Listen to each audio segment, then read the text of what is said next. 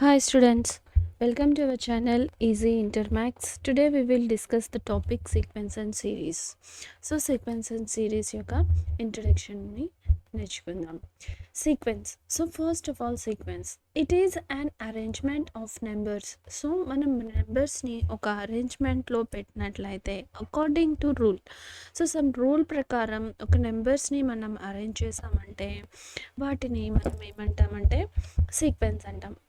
అవి ఎలా ఉంటాయి? సో నెంబర్స్ని మనం ఒక రూల్ ప్రకారం ఆర్డర్లో అరేంజ్ చేసి ఉంటాం. సో ఈ విధంగా ఈ సీక్వెన్సెస్ అనేవి ఉంటాయి. సో ఇక్కడ మనం సో వన్ యాడ్ చేసాం, సో టూ యాడ్ చే 2కి 1 యాడ్ చేసాం 3. సో ఇక్కడ డిఫరెన్స్ అనేది మనకి ఎంత ఉంది? 1 1 1.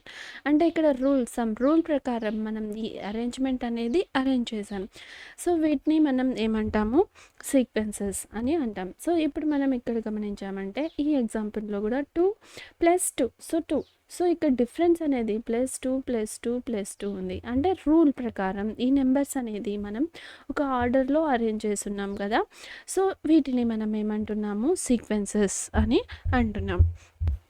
So next series let A1 A2 A3. So ఇప్పుడు మనం సీక్వెన్స్ అన్నాం కదా, ఏదైనా ఒక సీక్వెన్స్ని మనం సమ్ చేసేట్లయితే దాన్ని మనం ఏమంటున్నాము? సిరీస్ అని అంటున్నాం. So first of all, in sequence and series, we mainly studied two specific progressions, special types of progression. మనం ఈ సీక్వెన్స్ అండ్ సిరీస్లో 2 types of progressionsని నేర్చుకుంటాం. So first arithmetic progression, so next geometric progression. So మన arithmetic progression అని ఒక సీక్వెన్స్ని చూడగానే మనం ఎప్పుడు అంటాము అంటే ఒక a sequence in the form of a plus d a plus 2d అంటే కాన్స్టెంట్ డిఫరెంట్ ఉంటుంది, కామన్ డిఫరెన్స్ ఉంటుంది. సో ఈ సిరీస్కి మనం సో ఏదైనా ఒక ప్లస్ చేసాం. సో ఫర్ ఎగ్జాంపుల్ మనం ఈ సిరీసే తీసుకుందాము, ఫస్ట్ సిరీస్. సో ఇప్పుడు ఇది ఎలా ఉంది? మనకి 1కి 1 యాడ్ చేస్తే 2, 2కి 1 యాడ్ చేస్తే సో ఇక్కడ మనకి కామన్ డిఫరెన్స్ అనేది ఉంది. సో ఈ విధంగా డిఫరెన్స్ అనేది ఉన్నట్లయితే సో ప్లస్ చేసినా మైనస్ చేసినా ఇలా డిఫరెన్స్ అనేది ఉన్నట్లయితే మనం దీన్ని ఏమంటున్నాము? అర్థమెటిక్ ప్రోగ్రెషన్ అని అంటున్నాం. సో ఇక్కడ ఏ అనేది ఫస్ట్ టర్మ్. సో ఈ సీక్వెన్స్లో ఫస్ట్ టర్మ్ని ఏ అని తీసుకుంటున్నాం. డి అంటే కామన్ డిఫరెన్స్. సో ఈ సీక్వెన్స్లో మనం యూజ్ చేసే డిఫరెన్స్ అనమాట. సో ఇక్కడ ఇప్పుడు 1కి 3కి డిఫరెన్స్ ఎంత ఉంది? మనకి ఇక్కడ 2. సో మళ్ళీ ఇక్కడ 3 to 5 డిఫరెన్స్ 2. సో ఈ డిఫరెన్స్, ఈ కామన్ డిఫరెన్స్ అనేది మనం డి అంటున్నాం. ఓకేనా? సో నెక్స్ట్ సేమ్ ఇదే విధంగా జామెట్రిక్ ప్రోగ్రెషన్ జీపీ. సో ఈ సీక్వెన్స్ ఎలా ఉంటుంది? So A into R, A into R square. So ఇక్కడ మనం డిఫరెన్స్ అన్నాము. డిఫరెన్స్ అనేవి ఏముండొచ్చు? ప్లస్ అయినా ఉండొచ్చు, మైనస్ అయినా ఉండొచ్చు. ఈ సీక్వెన్స్లో జామెట్రిక్ సీక్వెన్స్లో multiplication or percentage growth, so percentage, so division, ఈ విధంగా కాన్స్టెంట్గా ఈ సీక్వెన్స్ అనేది ఉన్నట్లయితే అంటే మల్టిప్లికేషన్ అయినా ఉండొచ్చు, డివిజన్ అయినా ఉండొచ్చు. ఈ విధంగా ఉన్నట్లయితే మనం ఈ సీక్వెన్స్ని ఏమంటున్నాము? జామెట్రిక్ ప్రోగ్రెషన్ అని అంటున్నాము. సో ఇక్కడ ఏ అనేది కామన్, మళ్ళీ ఫస్ట్ టర్మ్ అవుతుంది. సో ఈ ఆర్ అనేది మనం ఏమంటున్నాం? ఆర్ అంటే కామన్ రేషియో. సో ఆర్ అంటే మనం ఎలా ఫైండ్ అవుట్ చేస్తాము అంటే so second term by first term. So మళ్ళీ third term by second term. ఈ ఆర్ అనేది ఈ సీక్వెన్స్లో కామన్గా ఉండే రేషియో. అర్థమైంది కదా? సో కామన్గా ఉంటుంది, కాన్స్టెంట్గా ఉంటుంది ఈ రేషియో అనేది.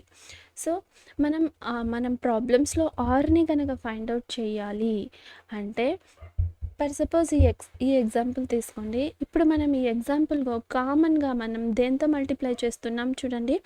1 into 2, so 2. So 2 into 2 4. So 4కి మళ్ళీ 2తో మల్టిప్లై చేసామంటే 8.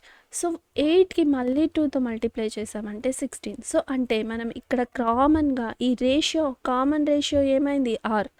సో ఆర్ ఈక్వల్స్ టు 2 అయింది. సో ఇది మనం ఎలా, సో ఇది ఈజీగా ఉంది కాబట్టి మనం ఆర్ ఈక్వల్స్ టు 2 అనేసాము.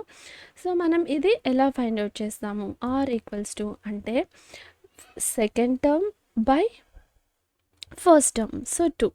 సో ఈ రేషియో అనేది కామన్గా ఉంటుంది ప్రతి దానికి కూడా. సో నెక్స్ట్ మనం దీన్ని కూడా ఫైండ్ అవుట్ చేయొచ్చు. So third term by second term, ఇదేమైంది ఇప్పుడు మళ్ళీ మనకి 2. అంటే ఈ సీక్వెన్స్లో మనకి రేషియో అనేది కాన్స్టెంట్గా ఉంటుంది. సో ఇదొక పాయింట్ అర్థమైంది కదా. మనం ఆర్ని ఎలా ఫైండ్ అవుట్ చేస్తాం, so second term by first term, third term by second term. So ఈ విధంగా మనం ఏ టర్మ్స్ తెలిసినట్లయితే మనం ఆ టర్మ్స్తో మనం ఆర్ అనేది ఫైండ్ అవుట్ చేయొచ్చు. సో నెక్స్ట్ ఇది వచ్చి జీపీ జామెట్రిక్ ప్రోగ్రెషన్, ఇది వచ్చి అర్థమెటిక్ ప్రోగ్రెషన్కి డిఫరెంట్, అర్థమైంది కదా. ఈ సిరీస్ అనేది ఎలా ఉంటుంది, ఈ సీక్వెన్స్ అనేది ఎలా ఉంటుంది, ఈ సీక్వెన్స్ అనేది ఎలా ఉంటుంది. సో మన డిఫరెన్స్ని మనం ఫైండ్ అవుట్ చేయొచ్చు. The nth term is, so మన అర్థమెటిక్ ప్రోగ్రెషన్ యొక్క nth టర్మ్, సో అని అనుకుంటాం కదా. సో ఇలా ఉన్నట్లయితే మన nth టర్మ్ని ఫైండ్ అవుట్ చేయాలి అంటే సో ఈ ఫార్ములా అనమాట. So nth term an equals to a plus n minus d. So ఈ ఫార్ములాస్ కనుక మనం నేర్చుకున్నట్లయితే ఎక్సర్సైజ్ అనేది మనం సింప్లిఫై చేయొచ్చు. సో అదేవిధంగా జీపీలో కూడా మనం nth టర్మ్ని ఫైండ్ అవుట్ చేయాలంటే ఈ ఫార్ములాని యూజ్ చేసుకోవాలి. an equals to a into R n minus 1. So అర్థమైంది కదా. సో మనం ఇక్కడ an, సో మనకి ఫస్ట్ టర్మ్ అనేది a2 a1 a2 a3 ఈ విధంగా ఉంటుంది. సో మనం ఇక్కడ a1 టర్మ్ని ఫైండ్ అవుట్ చేద్దాం. సో సెకండ్ టర్మ్ని, ఇది nth టర్మ్ యొక్క formula. So second term find out చేయాలి అనుకుందామంటే సో ఇప్పుడు సెకండ్ టర్మ్ ఏమవుతుంది a2 కదా. సో ఇప్పుడు దీని వాల్యూ ఏమవుతుంది a R, so R 2 minus 1. So ఇదేమైంది ఏఆర్ అంతే. సో సెకండ్ టర్మ్ అనేది ఈ 2 ఆర్ యొక్క పవర్ తగ్గిపోతుంది, సో 1 తక్కువ అవుతుంది. ఇది అర్థమైంది కదా. సో మనం ప్రాబ్లమ్స్లో మీకు మరింత ఐడియా వస్తుంది. ఎక్సర్సైజ్లో ప్రాబ్లమ్స్ సింప్లిఫై చేసేటప్పుడు సో ఈ ఫార్ములాస్ అన్నీ నేర్చుకున్నామంటే ఎక్సర్సైజ్ అనేది ఈజీగా సింప్లిఫై చేద్దాం. సో నెక్స్ట్ ఇది n టర్మ్స్. సో ఇది అర్థమెటిక్ మీన్, ఇది అర్థమెటిక్ ప్రోగ్రెషన్, ఇది వచ్చి జామెట్రిక్ ప్రోగ్రెషన్ యొక్క nth టర్మ్స్. సో అదేవిధంగా series some of n terms. So some of n terms Sn equals to ఇది ఏపీ యొక్క some of n terms n/2 2a plus n minus 1 into d. So మనం ఇంతకుముందే అనుకున్నాము ఏ అంటే first term, D అంటే common difference. So ఈ ఫార్ములాని use చేస్తాము. సో ఈ ఫార్ములాని కూడా యూజ్ చేస్తాం. Sn equals to n/2 a plus l. So l is the last term. So అంటే మనం ఈ nth టర్మ్ ఉంది కదా an, ఇది వచ్చి l అవుతుంది. ఓకేనా. సో ఈ ఫార్ములా దేనికి, అర్థమెటిక్ ప్రోగ్రెషన్లో సిరీస్ని sum of n terms. So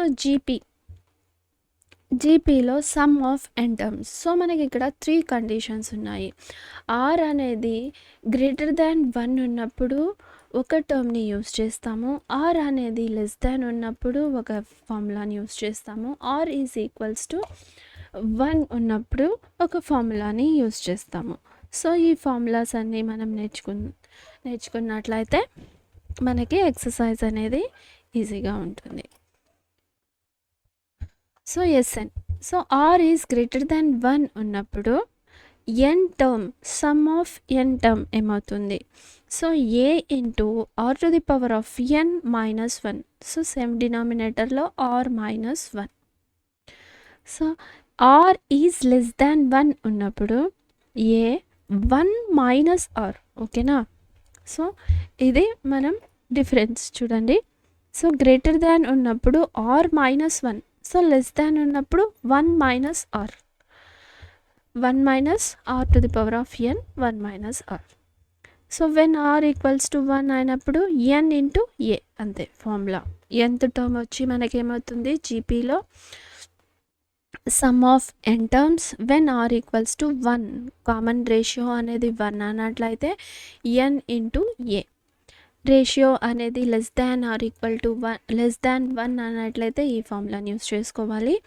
ratio, common ratio అనేది గ్రేటర్ దాన్ 1 అన్నట్లయితే ఈ ఫార్ములాని యూస్ చేసుకోవాలి. సో నెక్స్ట్ ఇది sum of n terms.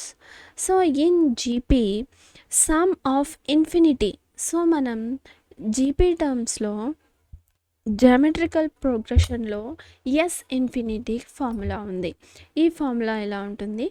a/1 minus R, a/1 minus R where R is less than 1. So ఈ ఫార్ములాని మనం ఎప్పుడు యూజ్ చేస్తాము? ఆర్ అనేది కామన్ రేషియో అనేది లెస్ దాన్ 1 ఉన్నప్పుడు, లెస్ దాన్ 1 కంటే ఉన్నప్పుడు ఈ ఫార్ములాని యూజ్ చేస్తాం. If R is greater than are equal to 1 ఉన్నా కూడా మనం ఈ సమ్ ఆఫ్ ఇన్ఫినిటీ టర్మ్ అనేది ఎగ్జిస్ట్ కాదు, నాట్ ఎగ్జిస్ట్. ఎందుకంటే ఇప్పుడు చూడండి 1కి ఈక్వల్ అయింది అనుకోండి, ఆర్ అనేది 1 మైనస్ 0, ఎనీథింగ్ బై 0 ఏమైపోతుంది? ఇన్ఫినిటీ, నాట్ డిఫైన్డ్ కదా. సో మనం డిఫైన్ చేయలేమన్నమాట. సో ఈ ఫార్ములాని మనం ఎప్పుడు యూస్ చేస్తాము? ఆర్ అనేది 1 కంటే లెస్ దాన్ ఉన్నప్పుడు. ఓకేనా? Sum of infinity GP. So next arithmetic mean. Arithmetic mean, so మళ్ళీ మనకి arithmetic mean, geometric mean. So arithmetic mean if A B C are in AP. So ఏబిసిస్ అనేది ఏపీలో ఉన్నట్లయితే B is called arithmetic mean between A and C. అంటే three numbers అనేవి arithmetic మీన్లో ఉన్నట్లయితే ది అర్థమెటిక్ మీన్ యొక్క formula B equal to A plus C by 2. So B equal to A plus C by 2. So next if 2 numbers are arithmetic మీన్లో ఉన్నట్లయితే ఈ formula ఏదైనా, so 2 numbers ఇప్పుడు A B, so వీటి మధ్యలో ఏదైనా ఒక నెంబర్ ఉంది, ఏదైనా ఒకటి ఏ క్యాపిటల్ ఏ అనుకుందాము, అప్పుడు వీటి మీన్ ఏమవుతుంది? So A B. సో దీని మధ్య మీన్ ఏమవుతుంది? A equals to A plus b by 2, half a plus b by 2 అన్నమాట. ఏవైనా 2 నెంబర్స్ యొక్క అర్థమెటిక్ మీన్. సో 3 నెంబర్స్ అయితే b equals to A plus C by 2. So అదేవిధంగా same geometrical mean if 3 numbers, ఏవైనా 3 numbers geometrical జీపీలో ఉన్నట్లయితే geometrical mean b equals to root of AC.